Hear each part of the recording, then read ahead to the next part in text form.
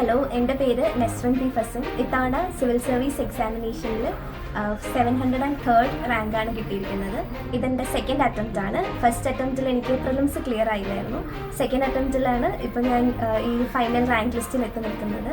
അപ്പോൾ എൻ്റെ ജേണി, അതായത് എൻ്റെ പ്രിപ്പറേഷൻ ജേണിയിൽ ഏറ്റവും വലിയ ഒരു മോട്ടിവേഷൻ ഫാക്ടർ, അല്ലെങ്കിൽ എന്നെ ഈ സർവീസിൽ തന്നെ പിടിച്ചു നിർത്തിയത്, അല്ലെങ്കിൽ ഈ ഒരു സ്വപ്നത്തിൽ തന്നെ പിടിച്ചു നിർത്തിയത് പാലാ സിവിൽ സർവീസ് ഇൻസ്റ്റിറ്റ്യൂട്ടാണ്. കാരണം ഞാൻ 10th കഴിഞ്ഞിട്ട് ഇങ്ങനെ ഭയങ്കരമായിട്ടൊരു കൺഫ്യൂസ്ഡ് ആയിരുന്നു, എന്ത് കോഴ്സ് എടുക്കും അല്ലെങ്കിൽ ഏത് സ്ട്രീം എടുക്കും എന്നൊക്കെ. അപ്പം എൻ്റെ സ്കൂളിൽ അങ്ങനെ ഹ്യൂമാനിറ്റീസ് ഒന്നും ഇല്ലാത്തതുകൊണ്ട് ഞാൻ സയൻസ് തന്നെ എടുത്തു.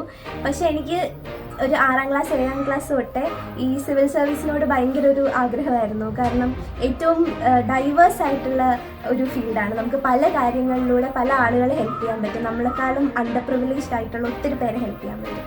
അപ്പോൾ അങ്ങനെ ഇരുന്നപ്പോൾ എൻ്റെ ആൻറ്റി ഫൗണ്ടേഷൻ കോഴ്സ് ഉണ്ട് പാലാ സിവിൽ സർവീസ് ഇൻസ്റ്റിറ്റ്യൂട്ടിൽ. അപ്പോൾ 10th കഴിഞ്ഞ് നീ അവിടെ ചേർന്ന് നോക്ക്, എല്ലാ സെക്കൻഡ് സാറ്റർഡേയുമാണ് ക്ലാസ് എന്ന് പറഞ്ഞത്.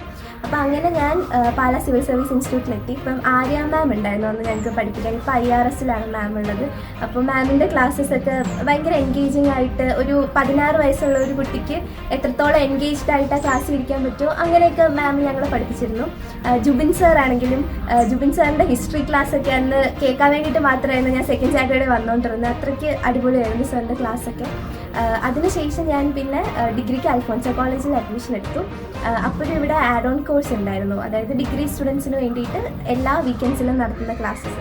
അപ്പോൾ അതിൽ ഞാൻ ജോയിൻ ചെയ്തു. അപ്പോൾ ആ ക്ലാസ്സുകളും എനിക്കൊരു സ്ട്രോങ് ഫൗണ്ടേഷൻ ലേ ചെയ്തു തന്നു. പാലാ സിവിൽ സർവീസ് ഇൻസ്റ്റിറ്റ്യൂട്ടിനോട് ഒത്തിരി കടപ്പാടുണ്ട്. കാരണം എൻ്റെ first mock interview Pala civil service ഇൻസ്റ്റിറ്റ്യൂട്ടിലാണ് കൊടുത്തത്. ഈ വീഡിയോ കാണുന്ന ചെറിയ കുട്ടികളുണ്ട് അവിടെ എങ്കിൽ, അല്ലെങ്കിൽ നിങ്ങൾ 10th ഒക്കെ പഠിക്കുന്ന കുട്ടികളാണെങ്കിൽ have trust in your self. നമ്മളിപ്പോൾ ഒരു അറ്റംപ്റ്റിൽ കിട്ടണം അല്ലെങ്കിൽ 2 അറ്റംപ്റ്റിൽ കിട്ടണം എന്നൊന്നുമില്ല. മാക്സിമം 3 അറ്റംപ്റ്റ്സ് എങ്കിലും നിങ്ങൾ കൊടുക്കാൻ നോക്കുക. പറ്റുന്ന പോലെ നിങ്ങളിൽ തന്നെ ഒരു വിശ്വാസം അർപ്പിക്കുക. നിങ്ങളുടെ ഡ്രീംസ് അച്ചീവ് ചെയ്യുക. Thank you.